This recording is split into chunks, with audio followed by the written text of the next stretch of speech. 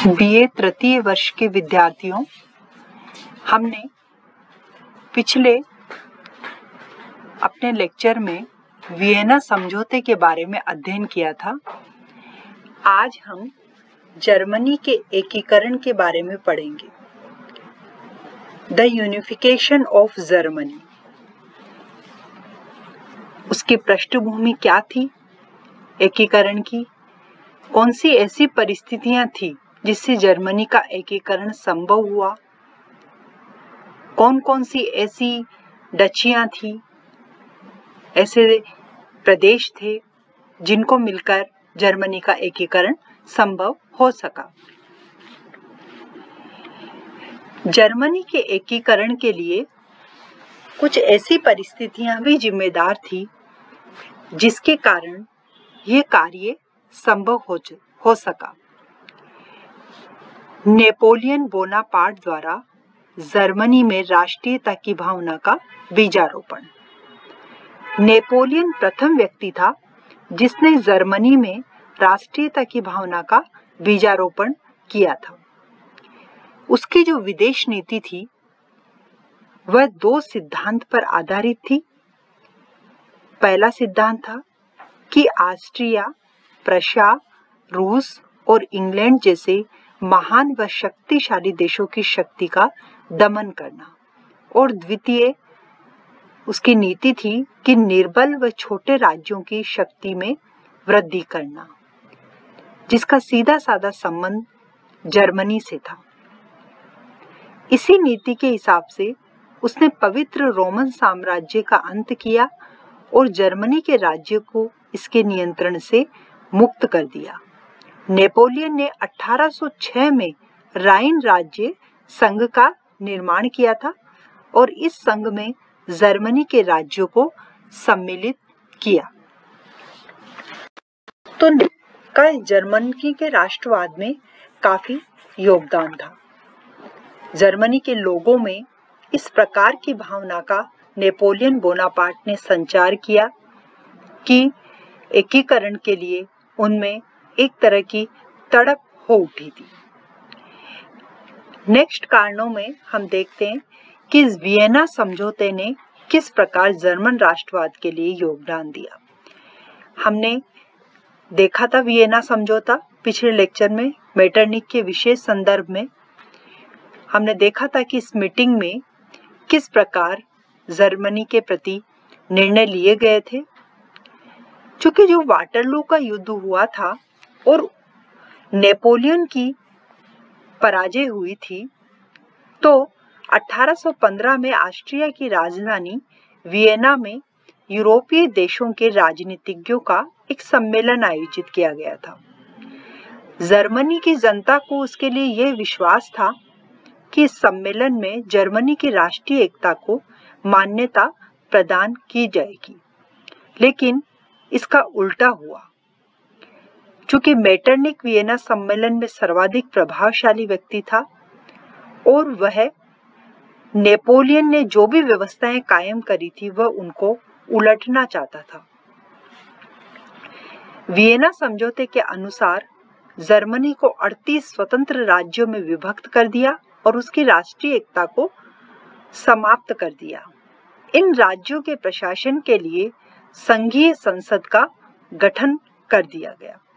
Austria को इस संघीय संसद का अध्यक्ष बनाया गया।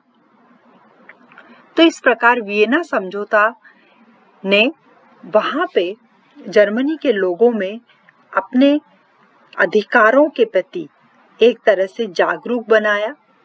जो जर्मनी के प्रति जो निर्णय लिए गए थे वह जर्मनी के लिए अन्यायकारी थे, इसलिए जर्मनी जनता चाहती थी कि ये वियना समझौता भंग हो। इस वियना समझौते के विरोध में ही जर्मन विश्वविद्यालयों में गुप्त समितियों की स्थापना की गई।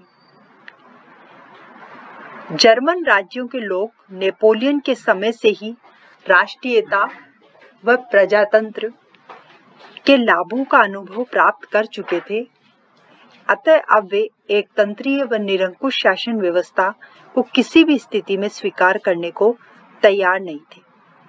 वे प्रत्येक राज्य के लिए पृथक संविधान की मांग कर रहे थे। जर्मन विश्वविद्यालय इस राष्ट्रीय आंदोलन के केंद्र थे। कुछ विश्वविद्यालयों के शिक्षकों व छात्रों ने राष्ट्रीय आंदोलन को चलाने के लिए गुप्त समितियों की स्थापना करी और इन समितियों ने संपूर्ण जर्मनी की जनता में उदारवाद व राष्ट्रीयता की भावना का प्रचार किया, जिसका उद्देश्य ये था कि ऑस्ट्रिया के प्रति घृणा उत्पन्न की जाए। नेक्स्ट कारणों में हम देखते हैं कार्लसवाद अध्यादेश क्या था 1819 में जो पारित हुआ। इस अध्यादेश के हिसाब से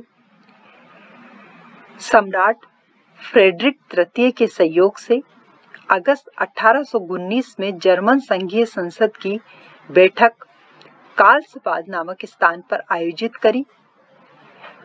उस बैठक में क्रांति के संभावित खतरे को टालने के लिए कुछ दमनकारी कानून पारित किए गए, जिन्हें कार्लसबाद अध्यादेश कहा गया। मेटरनिख ने इसके लिए प्रत्येक विश्वविद्यालय में सरकारी प्रतिनिधियों को नियुक्त किया।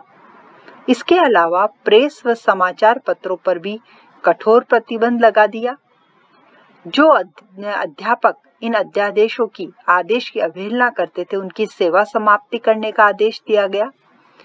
इस प्रकार कार्लसबाद अध्यादेश के द्वारा राष्ट्रीय आंदोलन को दमन करने में शायद मेटरनिख को बहुत बड़ी सफलता प्राप्त हुई।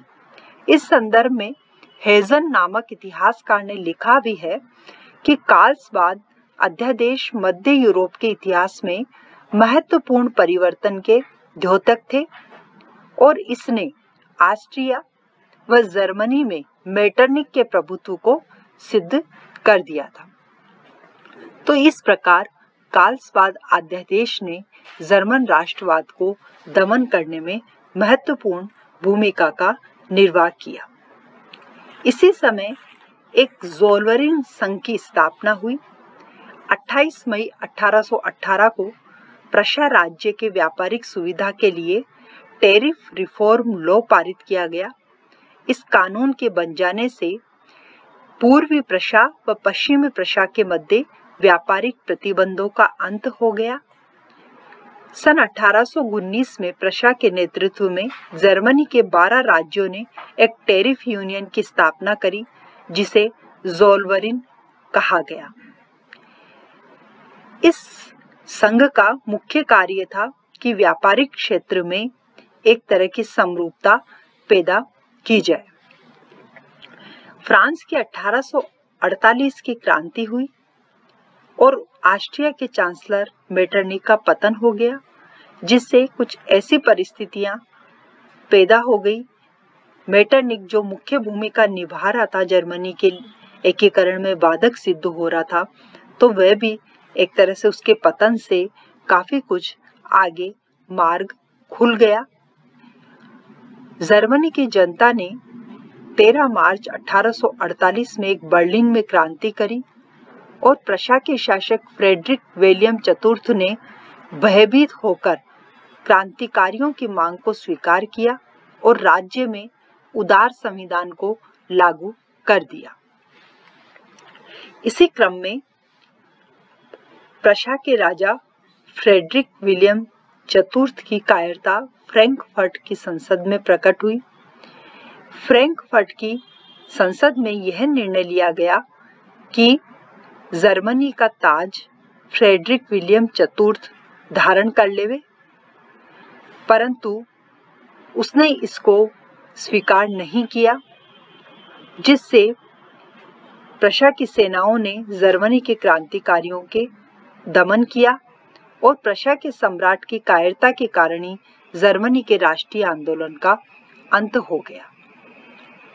सन 1861 में फ्रेडरिक विलियम चतुर्थ की मृत्यु हो जाने से उसका भाई विलियम प्रथम प्रशा का सम्राट बना। विलियम प्रथम प्रशा का जो सम्राट बना था, इसमें आप एक फ्रैंकफर्ट असेंबली थोड़ा सा आप देखिए। इसमें फ्रैंकफर्ट असेंबली में the assembly met in May 1848 with the goal of united German state. The goal was to make a constitutional liberal German state. The main obstacle was 39 individual German states. Austria also opposed any unification. Prussia is indifferent to German liberalism. तो William प्रथम के द्वारा जो Prussia का राज्यारोहण हुआ था, उसके बाद जर्मनी के एकीकरण के लिए प्रयास हुआ, क्योंकि विलियम प्रथम एक तंत्रात्मक शासन व सैनिकवाद का कट्टर समर्थक था। उसको संवैधानिक सुधारों में कोई विश्वास नहीं था। उसने यह घोषणा करी कि जर्मनी पर जो व्यक्ति शासन करेगा उसे सर्वप्रथम जर्मनी को जीतना पड़ेगा। तो इस प्रकार उसकी जो भावनाएं थी कट्टरवादी, उन भावनाओं ने जर्मनी के एकीकरण के लिए मार्ग प्रशस्त किया।